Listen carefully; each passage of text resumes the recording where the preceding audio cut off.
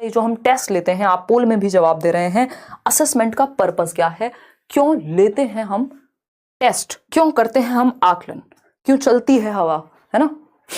देखिएगा, बताइएगा एक बार, एक वो गाना है ना, याद नहीं आ रहा बट हाँ ऐसा ही कुछ है उसमें, बताइएगा।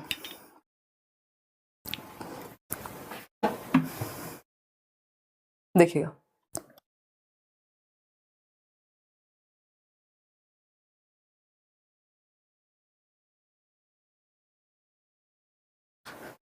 अगर तुमने मुझे कॉल किया, मुझे परसों इवेंट में जाना है, वो भी 2-2।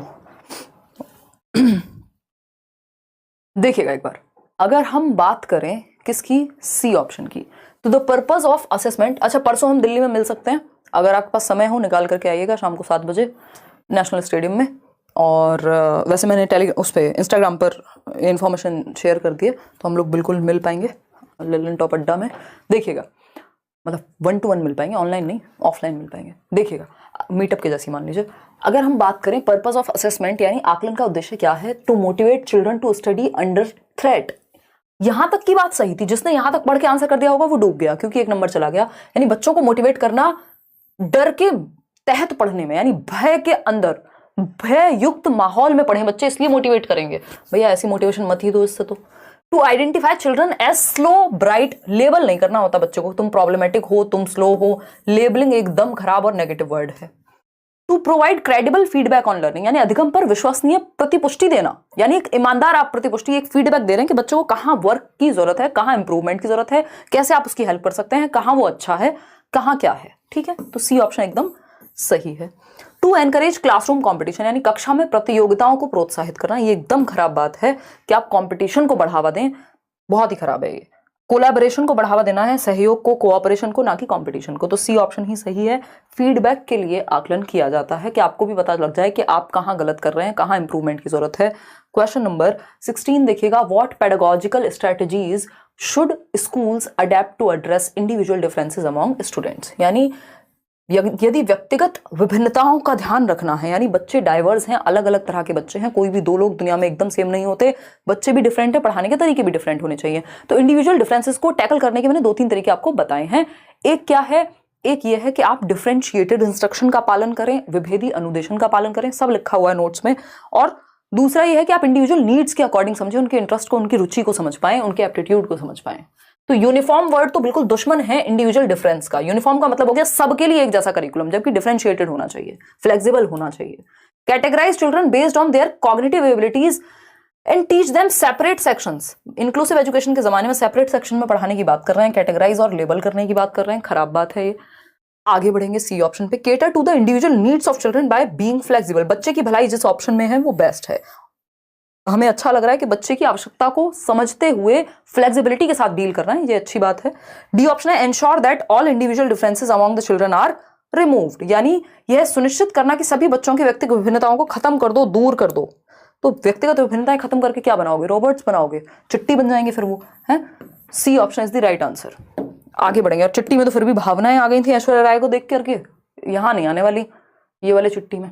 देखिएगा क्वेश्चन नंबर 17, अगर हम बात करें which characteristic is a student with ADHD यानी attention deficit hyperactivity disorder likely to have, यानी कि निम्नलिखित में से अवधान कमी, अवधान या अटेंशन, अवधान कहेंगे इसको वैसे तो, इतने खतरनाक ट्रांसलेशन है इनकी, वाला बच्चा किस तरह की विशेषता दर्शाता है। यानी जिसको ADHD है यानी अटेंशन में डेफिसिट है, कमी है, ज्यादा देर तक अटेंशन आपकी अपनी बना के नहीं रख पाता, जैसे कुछ लोग हैं हमारे यहाँ भी, मतलब इनको एग्जैक्टली ADHD नहीं है, बट जब आते हैं फिर थोड़ी देर तक सेशन देखते हैं, 15 क्वेश्चन में इनके सर में दर्द हो जाता है, ज्यादा देर टिक के बैठ नहीं पाते हैं, ठीक है आज की हाजिरी हो गई, लाइव सेशन देख लिया, पेपर क्लियर नहीं होगा, कह देंगे हमने तो देखी थी क्लास, देखी कितनी देर थी ये नहीं पता, समझ में आया था, समझना चाहा था, नहीं पता नहीं, ADHD का लक्षण है ये, मजाक कर रही हूँ। तो शाह हुजैफा, ओके हुजैफा, जो भी नाम है आपका, नहीं जो भी नहीं है यही है, अब कल से नाम लेने में भी डर लग रहा है, इतने खतरनाक लोग हैं, 2-3 नामों को मिला करके एक नाम बना देते हैं और हमारा टेस्ट लेना शुरू कर देते हैं। यहाँ पे मेरा भी नाम ले लो, रोशनी राय कह रही हैं, 24 बच्चे सारे हैं, क्लियर हो जाएगा, बिल्कुल होगा, क्यों नहीं होगा यार, और बढ़ा सकते हो अभी तो इनको। देखिएगा अगर हम बात करते हैं, बी ऑप्शन कह रहे हैं 74% लोग, चलो इसको लॉक कर लेते हैं, बाकी के ऑप्शंस पढ़ते हैं, इसको छोड़ देते हैं। Tendency to sit and do work quietly, भाई इसमें अटेंशन डेफिसिट क्यों कहते? एडीएचडी का मतलब ये अटेंशन में कमी, डेफिसिट है, ज्यादा देर टिक के शांति से नहीं पढ़ सकता। तो ये तो ऐसा हो ही नहीं सकता। एडीएचडी वाले बच्चा जो है वो कितने भी घंटे शांति से पढ़ ले। Tendency to listen to others carefully for long, ये ज्यादा देर बैठ ही नहीं पाते टिक के। Ability to read long passages without breaks, इनको ब्रेक्स बहुत ज्यादा चाहिए क्योंकि ज्यादा देर टिक के नहीं बैठ पाते। 10 मिनट का वीडियो देखा, फिर 10 मिनट का बाद में देखेंगे, फिर 10 मिनट का बाद में देखेंगे, ठीक। तो आसानी से विचलित होने की प्रवृत्ति पाई जाती है इनमें, क्योंकि डिस्ट्रैक्ट जल्दी से हो जाते हैं। और ये कहा भी जाता है आजकल कि एडीएचडी के समानांतर ही कोई एक दिक्कत है जो इंटरनेट की वजह से भी आ रही है, क्योंकि हम 30-30 सेकंड की रील्स देख रहे हैं, शॉर्ट्स देख रहे हैं। हमारे बस का नहीं है कि हम 1 घंटे बैठ करके कोई लेक्चर पढ़ पाए, 1.5 घंटे बैठ के कुछ पढ़ लें। तो हमारी अटेंशन में डेफिसिट होता चला जा रहा है, विचलन की भावना है, टिक के नहीं बैठ पाते कहीं। B option is the right answer. इसका सॉल्यूशन मेडिटेशन हो सकता है, इसका सॉल्यूशन थोड़ा सेल्फ कंट्रोल हो सकता है। Question number 18। और मुझे छोटी मतलब ऐसे 30 सेकंड वाली चीजें कम पसंद हैं। देखिएगा, बताइएगा, जवाब दीजिए। जवाब पोल थोड़ा लेट चल रहा है, हमारी दीदी थोड़ी बीमार हैं आज। ओझा, ओके, चलिए बताइए फटाफट से, बाकी लाइट्स ऑन करनी ही नहीं होती हैं। देखिएगा, क्वेश्चन नंबर 18 है for teaching students who are gifted, वो बच्चे जो गिफ्टेड हैं, जिनका आईक्यू बहुत ज्यादा है या किसी क्षेत्र में टैलेंटेड है या क्रिएटिव है, ठीक। तो प्रतिभाशाली विद्यार्थियों को पढ़ाने के लिए एक शिक्षक को क्या करना चाहिए? Encourage reading of high level and original text for them chosen with their consent, यानी कि उनकी स्वेच्छा से चयन करेंगे एक उच्च स्तरीय और मौलिक सामग्री का और उनको पढ़ने के लिए देंगे, ठीक है। Create special sections to distinguish them from other students, ऐसा नहीं है कि गिफ्टेड बच्चों को अलग ले जाएंगे दुनिया के किसी कोने में और बाकी बच्चों को अलग पढ़ाएंगे, ऐसा नहीं। इंक्लूसिव क्लासरूम में एक ही क्लासरूम में पढ़ना है सबको। Motivate them with external rewards, ये तो और खराब चीज है कि आप उनको एक्सटर्नल रिवॉर्ड से मोटिवेट कर रहे हैं। Pressurise them to follow goals design for them by the school, यानी ऐसे गोल्स जो स्कूल ने डिसाइड कर दिए हैं उनके लिए। देखिए, व्यक्ति के पास ज्यादा चीजें हैं नहीं, एक चॉइस और फ्रीडम जैसी ही चीज है।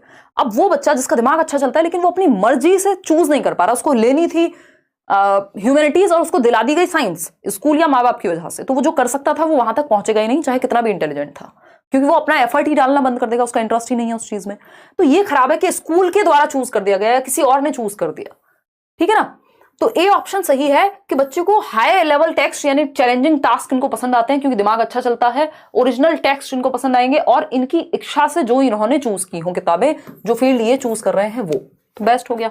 बच्चे की भलाई, बच्चे को आपने फ्रीडम दे दी, बच्चा एक्टिव है ये ऑप्शन में। आगे बढ़ेंगे, क्वेश्चन नंबर 19 देखिएगा, फटाफट से जवाब दीजिएगा। रमन कुछ कह रहे हैं, देखिएगा रमन क्या कह रहे हैं।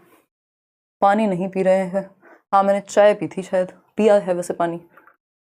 इतनी चिंता है ना आप लोगों को, पेपर ही कर लो, इतनी चिंता, पानी तो मैं पी लूंगी, आज ज्यादा प्यास लग नहीं रही यार। देखिएगा,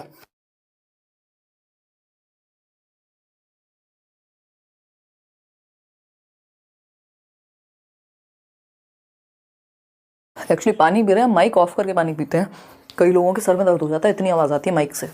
Raman a student of class 6, यानी एक बच्चा है रमन जो कक्षा 6 में पढ़ता है। हैज लो विजन, यानी देखने में इसको थोड़ी समस्या है, दृष्टि बाधित है या कमजोर है दृष्टि। And has difficulty in reading, पढ़ने में भी कठिनाई होती है क्योंकि देखने में भी दिक्कत है। And doing work from the text book, और काम कर रहा है किससे? टेक्स्ट बुक से, ठीक है। ठीक है नहीं है तो पाठ्य पुस्तक से जब वो पढ़ता है, क्योंकि दिखता कम है तो पढ़ने में दिक्कत होती है, टीचर को क्या करना चाहिए बताइए?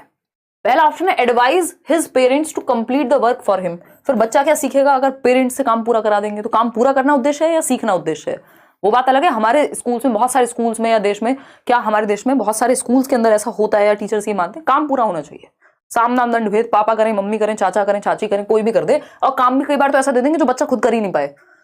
बी ऑप्शन है permanently exempt him from referring to the textbook, यानी तुम उसको कह देंगे कि तुमको स्थायी छूट दे देंगे कि तुमको किताब से पढ़ना ही नहीं है। या फिर प्रोवाइड विद हिम विद, ये कौन सी अंग्रेजी लगाई है, provide him with audio recorded lessons from text book. ये बात सही है कि हम पाठ्य पुस्तक के पाठों की रिकॉर्डिंग उपलब्ध करवा दें कि बच्चे को पढ़ने में दिक्कत है तो वो सुन के सीख जाए, भाई कहानी कुछ जो भी चीजें हैं उसमें लेसन में वो सुन के भी तो समझ सकता है, बाकी सेंसेस तो काम कर रहे हैं, क्यों उसको टॉर्चर कराना है? देखने में दिक्कत है तो दिखाएंगे, ठीक है शाह।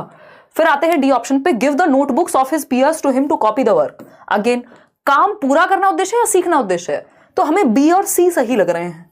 और आप लोग कह रहे हैं 81% लोग सी, जो कि सही है। पढ़ते हैं, कौन सा सही ज्यादा है, क्यों है? उसे पाठ्य पुस्तक को पढ़ने और अपना काम करने से स्थायी छूट दे देनी चाहिए। इससे सॉल्यूशन नहीं निकल रहा। वहीं अगर हम देखें तो जो ऑप्शन है आपका सी, वो सॉल्यूशन भी दे रहा है। तो बेटर ऑप्शन क्या हुआ? जिसमें सॉल्यूशन भी है। एग्जाम्प्ट का मतलब ऐसा लग रहा है कि उसको कोई सजा दे दी हो कि तुम्हें किताब से पढ़ना ही नहीं है आज से। आपने सॉल्यूशन यहां दिया है कि उसको ऑडियो रिकॉर्डिंग्स प्रोवाइड करें, आपको ये करना चाहिए। वो थोड़ा बहुत पढ़ना चाह रहा है, जो करना चाह रहा है, वो आपकी प्रॉब्लम नहीं है। सी ऑप्शन यहां सही है कि बच्चे की प्रॉब्लम आपने सॉल्व की है उसको ऑडियो रिकॉर्डिंग दे करके, या टेक्टाइल मटेरियल भी आप यहां दे सकते थे। क्वेश्चन नंबर 20 देखिएगा। As an elementary school teacher, which of the following assessment strategy will you use in the classroom to assist children with learning disability? यानी वो बच्चे जिनको कोई भी अधिगम दिव्यांगता है, अक्षमता है अगर मैं कहूं, और ये डिसलेक्सिया हो सकती है, डिस्कैल्कुलिया हो सकती है, पढ़ने में समस्या, लिखने में समस्या, चलने में समस्या, सोचने में समस्या, देखने में समस्या, कुछ भी हो सकता है। वैसे लर्निंग डिसेबिलिटी की बात हो रही है तो डिसलेक्सिया वगैरह में से ही कोई एक रहा होगा। अब आप सही जवाब चूज करेंगे फटाफट से, जिससे हम आगे बढ़ जाएं। मैम लाइव में और बुक से अच्छा स्कोर हो जाता है बट एग्जाम में कंफ्यूजिंग हो जाता है, ये कैसे दूर किया जाए? लाइव में 30 में से 25 के बीच में रहता है। सचिन अभी और बढ़ेगा ये। और इसके अलावा आप सेट निकाल लीजिए ना, ऑनलाइन कितने सारे सेट हैं। कुछ सेट आपने पहले देखे भी नहीं होंगे, तो उनको ऐसे ही कीजिए जैसे पेपर में करते हैं, बिल्कुल टेंशन लेकर के, बैठ करके एक जगह टिक करके, है ना। और कुछ मॉक टेस्ट आपको टेस्ट सीरीज की फॉर्म में भी, करियर पे भी मिल जाएंगी चीजें, तो पेपर की तरह से प्रैक्टिस कर लीजिए उस केस में। As an elementary school teacher, आप एक एलिमेंट्री स्कूल टीचर हैं, लर्निंग डिसेबल्ड बच्चे के लिए क्या करेंगे बताइए? Construct test that require maximum writing. तो लर्निंग डिसेबिलिटी में राइटिंग भी आ सकता है, डिस्ग्राफिया भी हो सकता है, तो ये तो गलत हो गया। Keep handwriting as a creation for evaluating assignments, यानी लिखना ही पड़ेगा हर बच्चे को, जबकि आपको पता है कि लिखने और पढ़ने में दिक्कत हो सकती है लर्निंग डिसेबल्ड बच्चे को। Avoid spelling as a criterion for evaluating assignment, यानी प्रदत्त कार्यों के मूल्यांकन में वर्तनी को महत्व नहीं देंगे कि थोड़ी बहुत गलती हो जाए अगर स्पेलिंग की तो चल जाएगा। Decrease the time allowed for writing, ऐसा नहीं है कि और कम कर देंगे जिनको प्रॉब्लम है। ज्यादातर लर्निंग डिसेबिलिटी में क्या है? पढ़ने, लिखने, समझने, इन सब में दिक्कत है। Dyscalculia, dysgraphia, dyslexia, dysmorphia, dystopia, इन सब में ये लर्निंग डिसेबिलिटीज कहलाती हैं, जिसको सैमुअल क्रिक ने 1960s में दिया था, एलडी बोलते हैं। तो avoid spelling as a criterion इन बच्चों के लिए, क्योंकि इनको पढ़ने, लिखने और समझने में ही दिक्कत होगी, क्योंकि कोई एक डिसेबिलिटी नहीं दी, आपको अपने आप अज्यूम करना है। तो स्पेलिंग को क्राइटेरिया नहीं रखेंगे कि अगर स्पेलिंग मिस्टेक थोड़ी बहुत हो भी जाए तो नॉर्मल है ऐसे बच्चे से स्पेलिंग मिस्टेक होना, ये हम मान के चल रहे हैं यहाँ। तो क्राइटेरिया वो अभिव्यक्त क्या करना चाह रहा है, एक्सप्रेशन क्या है, उस पर रखेंगे आप। क्वेश्चन नंबर 21 देखिएगा। जैसे मैथ्स में नंबर राइटिंग के नहीं कटते आपके, कभी भी स्टेप्स के मिलते हैं ना आपको नंबर, तो उसी तरह से यहाँ पे क्राइटेरिया स्पेलिंग को नहीं रखना है, क्योंकि बच्चे को दिक्कत है ऑलरेडी, आपको समझ में आ रही है ये बात, इसलिए आप क्राइटेरिया नहीं रखेंगे राइटिंग। क्वेश्चन नंबर 21 देखिए। Which of the following are an important or in an effective strategy for promoting meaningful learning? अर्थपूर्ण अधिगम, यानी बच्चा एक्टिव होगा, अर्थपूर्ण वही चीज होगी जो आपके जीवन से जुड़े, अदरवाइज आपके लिए अर्थहीन हो जाती हैं चीजें, ठीक है ना बात। तो बच्चे का सक्रिय होना आवश्यक है, वही तरीका अच्छा है जहां बच्चा सक्रिय होगा। फटाफट से देखेंगे, 4 ऑप्शन है, कहां कहां बच्चा एक्टिव है, फिर चूज कर देंगे। ये आपका टाइम खाने के लिए ऐसे क्वेश्चंस लेंदी बना करके डाले गए हैं। पेडागोजी अपने आप में लेंदी होती है, फिर इन लोगों ने इस बार इस तरह के क्वेश्चंस और डाले हैं कि लो और दुखी हो। अभी कैसे, अभी ऐसे कैसे जी लेने देंगे, है ना। वो कौन सा मीम है ना, प्रभु इसके पेट पे बाण मारिए, वो वाला है कि अभी कैसे जी लोगे। सीधा 4 ऑप्शंस में से चूज करने को कैसे दे देंगे, अभी तो 4 और बनाएंगे 4 से, है ना, तो मुश्किल बनाएंगे। ठीक है, देखिएगा एक बार। अगर हम बात करें, सी ऑप्शन कह रहे हैं 81% लोग। ए ऑप्शन है use of examples and non examples. हमें पता है कि एग्जांपल और जो नॉन एग्जांपल्स होते हैं जो इनडायरेक्टली उसको एक्सप्लेन करें, जरूरी है दोनों ही। Encouraging students to ask questions, यानी बच्चों को प्रश्न पूछने के लिए प्रोत्साहित करना। बच्चा एक्टिव है, यहाँ पे भी एक्टिव है, मीनिंगफुल लर्निंग होगी, यहाँ पे भी एक्टिव है, मीनिंगफुल लर्निंग होगी। Having students teach the concepts to someone else, यानी बच्चों को किसी और को पढ़ाने के लिए कहेंगे, तब भी इसको पीयर ट्यूटरिंग कहते हैं, बच्चा और अच्छे से सीखेगा। प्रमोटिंग चिल्ड्रन टू कॉन्स्टेंटली, यहाँ पे देखो ये बात ध्यान रखिएगा, अगर ये कहा होता गिफ्टेड बच्चे दूसरों को पढ़ा रहे हैं तब वो गलत था, लेकिन बच्चे आपस में एक दूसरे को पढ़ा रहे हैं, सब बराबर हैं। Promoting children to constantly compare their performance with other children, competition नहीं, दूसरों से कंपैरिजन नहीं। तो ये तीनों सही है, फर्स्ट सेकंड थर्ड, जो कि सी ऑप्शन में है। जहां पे भी फोर्थ ऑप्शन है वो हट जाएगा, बाकी 3 में फोर्थ ऑप्शन है आपने हटा दिया। अगर आपको सिर्फ पता होता कि ये नेगेटिव है तब भी आप सही आंसर तक पहुंच जाते। ठीक है, तो कई बार ऑप्शन से भी सॉल्व करना होता है, मान लो टाइम कम बचा हो, कुछ और समस्या आ रही हो, कॉन्सेप्ट आपका कमजोर हो, वो वाला। ठीक, क्वेश्चन नंबर 22 देखिएगा। तुम कोल्ड आज करके जाओगी, और मुझे कोल्ड होता है तो बहुत ही खराब कोल्ड होता है। चलो एक बार फटाफट से शुरू करते हैं, कोई बात नहीं, आज तो क्या ही कर सकते हैं, अब हमें पोल की सख्त जरूरत है। देखिएगा, अगर हम बात करें सेक्शन ए की और रीजन की, तो असर्शन क्या है, स्टेटमेंट है, Ahmad encourages children to his classroom to think of analogies to promote effective problem solving. Analogy यानी समान चीजें, कोई प्रॉब्लम है उसके जैसी और समान प्रॉब्लम्स को या सॉल्यूशंस को सोचने को कहा जा रहा है, जो कि अच्छा होता है। एनालॉजीज पॉजिटिव वर्ड है, एनालॉजी ठीक है। फिर आता है रीजन इसका, children learn meaningfully when the teachers enable them to make connections with what they already know. यानी बच्चे सार्थक तरीके से सीखते हैं जब अध्यापक उन्हें मौका देते हैं कि वे पहले से जो जानते हैं उससे संबंध बनाएं, यानी ओल्ड नॉलेज को, प्रीवियस नॉलेज को न्यू नॉलेज से कनेक्ट करें। दोनों ही बातें सही है ना। अपने आप इफेक्टिव हो जाएगी प्रॉब्लम सॉल्विंग यदि बच्चे को जो आता है उससे कनेक्ट करके नई प्रॉब्लम सॉल्व करे। तो बोथ आर राइट, ठीक है, ए ऑप्शन। आगे बढ़ते हैं नेक्स्ट क्वेश्चन पे। क्वेश्चन नंबर 23 है, देखिएगा एक बार, जवाब दीजिएगा। अगर हम बात करते हैं नेशनल एजुकेशन पॉलिसी की, नेशनल एजुकेशन पॉलिसी को खूब अच्छे से एक्सप्लेन किया है नोट्स में, कल होपफुली आपको मिल जाएंगे। देखिएगा,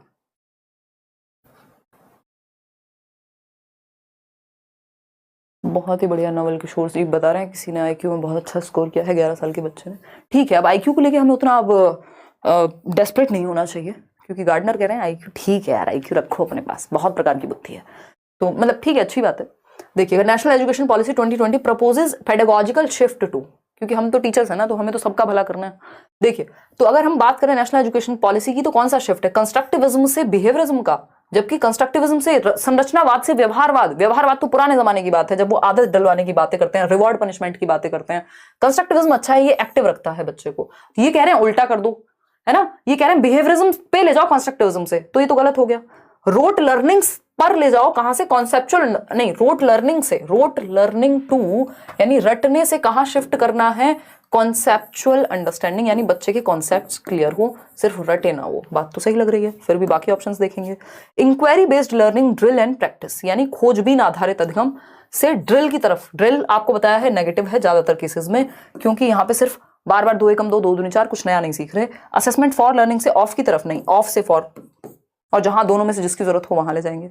तो सी ऑप्शन सही है। आप लोग कौन से आधार पे ए ऑप्शन सही कह रहे हो भाई? देखो, राष्ट्रीय शिक्षा नीति 2020 किस उपागम से किस उपागम के लिए शिक्षण शास्त्रीय बदलाव की अनुशंसा करती है? तो कहती है कि रटने पर आधारित अधिगम से अवधारणात्मक समझ की ओर लेकर के जाओ। सही तो है ये, पढ़ने में दिक्कत हो रही है क्या? बी ऑप्शन भाई, रोट लर्निंग से कहां ले जाना है, कॉन्सेप्चुअल अंडरस्टैंडिंग की तरफ। ठीक है सरकार, सही उत्तर दे पा रहे हो कि नहीं? सब कंफ्यूज हो गए इस क्वेश्चन को देख के, तो एक क्वेश्चन में घूम जाते हो, चक्कर से आ जाते हैं कुछ लोगों को। भाई सिंपल बात है, जो नेशनल एजुकेशन पॉलिसी है वो कह रही है, प्रपोज कर रही है पेडागोजिकल शिफ्ट, पढ़ाने के तरीके में शिफ्ट, फ्रॉम मतलब से मतलब रोट लर्निंग से, रटने से शिफ्ट कर दो संप्रत्यात्मक अधिगम पे, कॉन्सेप्ट पे। अब ABCD भी पढ़ेंगे क्या हम? देखिए, B option is the right answer. आगे बढ़ेंगे, क्वेश्चन नंबर 24 देखिएगा, फटाफट से जवाब दीजिएगा। अगर हम बात करते हैं क्वेश्चन नंबर 24 की, तो कौन सा एक सही नहीं है क्रिटिकल थिंकिंग के विषय में? क्रिटिकल थिंकिंग क्या होती है? बच्चा हर एक पक्ष में सोच पाए, सिर्फ किसी बात को मान ना ले, उसकी समीक्षा करे, उसको जाने पहचाने, तब सोचे, सही अपने कंक्लूजन तक पहुंच पाए, है ना। वही 2000 के नोट में चिप है, ये जस्ट मान लेना क्या है, ये बिल्कुल भी क्रिटिकल थिंकिंग नहीं है। जब आप उसको एनालाइज कर रहे हैं, फैक्ट्स देख रहे हैं, उसके पीछे की रियलिटी जान रहे हैं, तब वो क्रिटिकल थिंकिंग कहलाएगी। सही है गलत है बात बता दीजिए। तो क्रिटिकल थिंकिंग को बढ़ावा देने के लिए कौन सी एक बात गलत है, मतलब क्रिटिकल थिंकिंग के बारे में कौन सी एक बात गलत है? सिंपल बात, नो बकवास। बताइएगा एक बार, फटाफट से जवाब दीजिए। सी ऑप्शन कह रहे हैं 75% लोग। चलिए देखते हैं। Thinkers identify and challenge assumptions underlying a statement, ये तो पॉजिटिव बात है कि आप चैलेंज पहचाने। लॉजिकल और फैक्चुअल कंसिस्टेंसी अमंग स्टूडेंट्स, ठीक है। Thinkers do not consider the context of a situation, ये सबसे गलत बात है कि आप संदर्भ ही नहीं देख रहे किस संदर्भ में कोई बात कही जा रही है, बस आपको तो आलोचना करनी है। तो क्रिटिकल थिंकिंग का मतलब आलोचना करना नहीं होता। क्रिटिकल थिंकिंग का मतलब है आप हर एक पॉइंट ऑफ व्यू देख पा रहे हैं, समीक्षा कर पा रहे हैं। तो ये संदर्भ पे ही ना ध्यान दें आप, बस आपको तो किसी की 20 सेकंड की क्लिप उठाई और उसको बुरा बोलना है, संदर्भ ही नहीं देखा, तो इसको क्रिटिसाइज करना या क्रिटिकल थिंकिंग नहीं कहते, ये बिल्कुल खराब है। इसमें कोई भी आपने क्रिटिकल दिमाग ही नहीं लगाया अपना, ये कहेंगे। तो थिंकर्स इमेजिन एंड एक्सप्लोर, ये बात सही है कि आप सारे एस्पेक्ट इमेजिन और एक्सप्लोर करते हैं। तो गलत पूछा था इसलिए हमने सी को सही कहा, क्योंकि पूछा ही गलत था। क्वेश्चन नंबर 25 देखिए, Meera practises guitar after school as she loves the activity and finds it very satisfying. She illustrated dash, यानी मीरा विद्यालय के बाद गिटार का अभ्यास करती है, वह इस कार्य से प्रेम करती है और यह उसे संतुष्टि देता है। मीरा एक बच्ची है, टीचर भी हो सकती है, अभी हम यहाँ बच्चा ही मान के चल रहे हैं। मीरा क्या है, एक बच्ची है जो स्कूल के बाद अपना गिटार प्रैक्टिस करती है। कोई बच्चा होगा जो डांस प्रैक्टिस करता होगा, क्यों? क्योंकि उसको सेटिस्फेक्शन मिलता है। अब सेटिस्फेक्शन बाहर दुकान पे तो नहीं मिलता है ना, सेटिस्फेक्शन दुकान पर नहीं मिलता है, सेटिस्फेक्शन बाहर लेने नहीं जा रही है, यानी गिटार बजा के सेटिस्फेक्शन आ रहा है, कहां? अंदर। तो रीजन बाहर नहीं है। गिटार बजाने से रिवॉर्ड नहीं चाहिए, पैसा नहीं चाहिए, नाम नहीं चाहिए, और कुछ नहीं चाहिए। ठीक है जी, एनईपी पूरा वीडियो देखा है, फिर भी मेरे क्वेश्चन गलत हो रहे हैं, ऐसा क्यों? प्रैक्टिस की कमी है ना सोनम। ऐसा थोड़ी हो सकता है कि बिना प्रैक्टिस के आपको कुछ सोचना ही ना पड़े, है ना। अगर हम समझेंगे नहीं कॉन्सेप्ट को और उसको अप्लाई नहीं कर पाएंगे तो कोई भी 2 बूंद जिंदगी की हमें नहीं पिला पाएगा। ठीक, बी ऑप्शन 90% इंट्रिंसिक मोटिवेशन है, क्योंकि रीजन बाहर नहीं है तो लोकस ऑफ कंट्रोल इंटरनल है बच्चे का, यानी जो केंद्र है अभिप्रेरणा का वो अंदर है, इंटरनल मोटिवेशन है, आंतरिक अभिप्रेरणा है, रीजन बाहर नहीं है। एक्सट्रिंसिक है कि रिवॉर्ड के लिए, पैसे के लिए, नाम के लिए, बाहर वाली चीजों के लिए करती तब तो एक्सट्रिंसिक होती। ठीक है ना, आगे बढ़ेंगे। क्वेश्चन नंबर 26 देखिएगा, फटाफट से जवाब दीजिएगा, और 4 सवाल हैं फिर आप सो सकते हैं। विच of the following promotes socio emotional learning, यानी सामाजिक सांवेगिक अधिगम को कौन एक प्रमोट करता है, यानी समाज और आपके इमोशंस दोनों को समझा जा रहा है, बच्चों को ग्रुप में भी सिखा रहे हैं और उसके इमोशंस को भी समझ पा रहे हैं। ये कौन सा ऑप्शन सही है इसके बारे में? एनकरेज करेंगे कंपटीशन को। कंपटीशन को एनकरेज करने का मतलब है आप किसी को नहीं समझ रहे, ना बच्चे के इमोशंस को, ना उसको ग्रुप में सीखने का मौका दे रहे हैं। कोअर्सिव डिसिप्लिन, जबरदस्ती थोप देंगे डिसिप्लिन। डिसिप्लिन अंदर से बाहर आने की चीज है। डिसिप्लिन इज लाइक लव, अपने आप हो जाता है ना। जब आप हंसी आ रही थी हंस लो, इतनी सीरियस बात कर रहे हैं, इनको प्यार के नाम पे हंसी आती है, सबके सब एकदम जाग जाते हैं, आधी नींद से खड़े हो जाते हैं कई लोग, अरे क्या बोला क्या बोला, है ना। तो अगर हम बात करें डिसिप्लिन इज लाइक लव, कि ये अंदर से आना चाहिए, सेल्फ डिसिप्लिन आएगा। बाहर से थोपेंगे तो गड़बड़ है। वो ये याद रखने का बहुत अच्छा तरीका है, हर जगह काम करेगा पेडागोजी में। तो अपने आप को तो समझ में आता है, थोपने से थोड़े ना। पिताजी ने कहा नहीं यही सबसे बेस्ट लड़का है, इससे अपने आप प्यार हो जाना चाहिए, वो फिर गड़बड़ है। तो डिसिप्लिन आप डंडे से नहीं लाएंगे, बच्चे के अंदर से आना चाहिए, उसको मजा आएगा क्लास में तो अपने आप डिसिप्लिन हो जाएगा। अभी आप कैसे 30,000 लोग देख पा रहे हैं चुपचाप से, शांति से पढ़ रहे हैं, सीख रहे हैं, तो अपने आप डिसिप्लिन कर लेते हैं। कोई कुछ कहता भी है तो उसको समझाते हैं अरे शांति से पढ़ ले भाई, ठीक है। तो ये क्या है, डिसिप्लिन ऐसा नहीं होना चाहिए, कोऑर्डिनेटिव नहीं होना चाहिए, थोपा हुआ डिसिप्लिन नहीं होना चाहिए। आगे बढ़ेंगे, एम्पैथेटिक एंड लिसनिंग टीचर, यानी सोशियो इमोशनल, यानी इमोशनल और सामाजिकरण दोनों ही ठीक से ध्यान में रखे जाएंगे। क्यों? जब टीचर जो है तदानुभूति रखने वाला हो, बात को सुनने वाला हो, एम्पैथेटिक हो, बच्चे के इमोशंस को फील कर पाए, मजाक ना उड़ाए उनका, तो सी ऑप्शन एकदम सही है। Pressure to get good marks, ये खराब बात है, तो C option is the right answer. आगे बढ़ेंगे, क्वेश्चन नंबर 27। क्वेश्चन नंबर 27 देखिएगा, देखो अभी भी हंसी आ रही है कुछ लोगों को। नोट्स मिलेंगे टेलीग्राम पे, फ्री मिलेंगे। क्वेश्चंस करा दूंगी एक वीडियो में सोनम, मैं एनईपी के, डोंट वरी, वो मैं कराऊंगी, मुझे याद है, डोंट वरी, ठीक है ना। समझ रही हूँ मैं आपकी बात। तानिया बहुत बढ़िया, 30 आउट ऑफ 30 आए। हिमांशु दी, मुझे ऐसा लगने लगा है कि मेरा पेपर क्लियर नहीं होगा। अभी ऐसा और भी लगेगा कुछ लोगों को, अभी लगने से परे जाकर के इस बारे में सोचना अभी के लिए छोड़ देना है। अब आपके पास समय है, हद से हद क्या होगा, नहीं होगा, जबकि ऐसा होगा नहीं अगर आप अभी से भी ध्यान से बस सिर्फ पढ़ के मजे लेके पढ़ रहे हैं कि मुझे जो कराया जा रहा है वो समझ आ रहा है और मैं क्वेश्चन प्रैक्टिस करती हूँ तो हो पा रहे हैं। बाकी सारी एक्सपेक्टेशन साइड रख दीजिए कि फेल हो गए के पास, ठीक। ये उन लोगों के लिए जिन्होंने अभी तैयारी शुरू की है, जो पहले से कर रहे हैं वो तो कॉन्फिडेंट होंगे, थोड़ा बहुत डर उनको भी लगेगा। तो विच of the following statements about students errors, बच्चों की गलतियों के बारे में कौन सी बात सही है। बच्चों की गलतियों को मैंने सिर्फ एक लाइन में एक्सप्लेन किया नोट्स में कि गलतियां अच्छी चीज हैं, ठीक है, इनसे आप समझते हैं बच्चे की थिंकिंग को। तो errors help the teachers in labelling, ये तो खराब बात है। एरर्स से क्या होता है, फेल कर सकते हैं आप, बच्चों को मौका मिल जाएगा, नहीं। अपॉर्चुनिटी है टीचर्स को समझने के लिए कि बच्चा सोचता कैसे है, ये बात सही है कि आप उसकी थिंकिंग को समझ पाएंगे गलतियों को देख करके कि कहाँ रेक्टिफिकेशन की जरूरत है। ऐसा नहीं है कि गलतियों को तुरंत रेक्टिफाई कर दें, ऐसा नहीं है, और उनको कहें कि भाई दोबारा से 10 बार लिखो, वो सब बेकार की बात है। सी ऑप्शन, आप बच्चे की थिंकिंग समझ पाते हैं गलतियां देख करके। क्वेश्चन नंबर 28 देखिएगा, क्वेश्चन नंबर 28 देखिएगा, विच of the following factors influence learning, यानी कौन से जो तत्व हैं, कारक हैं, वो अधिगम को प्रभावित करते हैं। टेलीग्राम चैनल में मिल जाएगा, यूट्यूब पे भी लिंक दे दूंगी। क्यों दुखी हो रहे हो, नोट्स मिल जाएंगे, फ्री नोट्स हैं, कोई टेंशन नहीं है। कल होपफुली इस टाइम आपको नोट्स मिल रहे होंगे, हर दिन मैं यही कहती हूँ बट फिर उसमें इतना काम बढ़ जाता है। देखिएगा, इमोशनल फैक्टर्स लर्निंग को प्रभावित करते हैं, यानी कौन से कारक हैं जो अधिगम को प्रभावित करते हैं? लगभग सभी कारक अधिगम को प्रभावित करते हैं, आप याद रखिएगा। बस बच्चे का सोशियो इकोनॉमिक स्टेटस नहीं करना चाहिए, आर्थिक स्थिति से प्रभाव नहीं आना चाहिए। करता वो भी हालांकि, बट जनरली क्वेश्चंस ऐसे आते हैं जिसमें आर्थिक स्थिति को साइड रखा जाता है।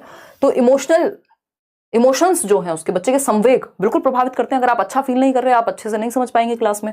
कल्चरल कंटेंट यानी सांस्कृतिक संदर्भ, जिस कल्चर से आप आ रहे हैं बिल्कुल प्रभाव पड़ेगा। आप रामायण महाभारत कुछ और देख रहे हैं, जिस भी कल्चर से आप आ रहे हैं प्रभाव पड़ता है उसका, कहेंगे हम, आपकी लर्निंग को प्रभावित करते हैं। मैचुरेशन, परिपक्वता, भाई आप हैं 4 साल के और आपको कॉन्सेप्ट बताया जा रहा है जो 25 साल में समझ आती है व्यक्ति में, तो फिर तो मैच्योर ही नहीं है आप अभी उस चीज के लिए। इंटरेस्ट यानी आपकी रुचि है, जिस चीज में रुचि होती है ना, जैसे प्यार की बात करो तुरंत रुचि आ जाती है लोगों की, तो रुचि जहां होती है वहां हम सीख पाते हैं अच्छे से। चारों ही चीजें हैं जो प्रभावित करती हैं, यानी C option is the right answer. आगे बढ़ेंगे, सेकेंड लास्ट क्वेश्चन आज के लिए समझेंगे। Question number 29। क्वेश्चन नंबर 29 देखिएगा एक बार। Which of the following is not a characteristic of constructivism, यानी रचनावाद की विशेषता नहीं है। रचनावाद यानी जहां बच्चा एक्टिव होता है, तो और विशेषता क्या नहीं होगी? जहां एक्टिव नहीं होगा बच्चा, सिंपल बात। Learners construct their own understanding, तो यहाँ तो एक्टिव है। New learning depends on current understanding, बिल्कुल सही बात है, प्रेजेंट से जोड़ेंगे। Learning is hindered by social interaction, यानी बच्चे को अगर आप ग्रुप में सीखने को कहोगे तो लर्निंग खराब हो जाएगी, यही गड़बड़ है, ये तो गलत है। कंस्ट्रक्टिविज्म तो कहता है कि सीखें। मीनिंगफुल लर्निंग होती है जब बच्चे ऑथेंटिक लर्निंग टास्क करते हैं, सही है।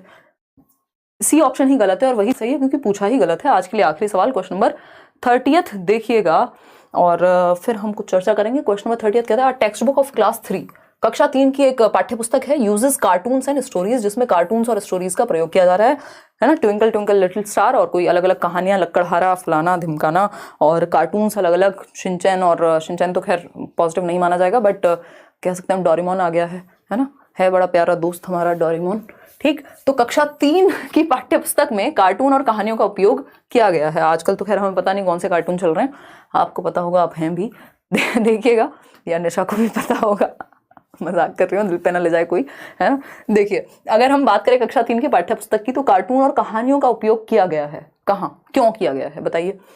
Create unnecessary confusion in the mind of students, confusion के लिए बच्चों को एक्टिव थोड़ी रखा जाता है। Boredom, lead to boredom and disinterest, यानी इससे बोर हो जाएंगे। अभी देखो आप ही बोर नहीं हो रहे कार्टून के नाम, तो बच्चे कैसे हो जाएंगे? Distract the students from learning, distract करने के लिए, जो हम हंसी मजाक कर रहे हैं बीच में, वो डिस्ट्रैक्शन के लिए नहीं है, वो और ज्यादा एक्टिव और इन्वॉल्वमेंट के लिए है, फन के लिए है। Make the content interesting and relatable for the children, बच्चे की लाइफ से जोड़ देंगे आप और उसका इंटरेस्ट आ जाएगा, रुचिकर बन जाएगी जो आपकी सामग्री है कार्टून और स्टोरीज से, किससे कहानी।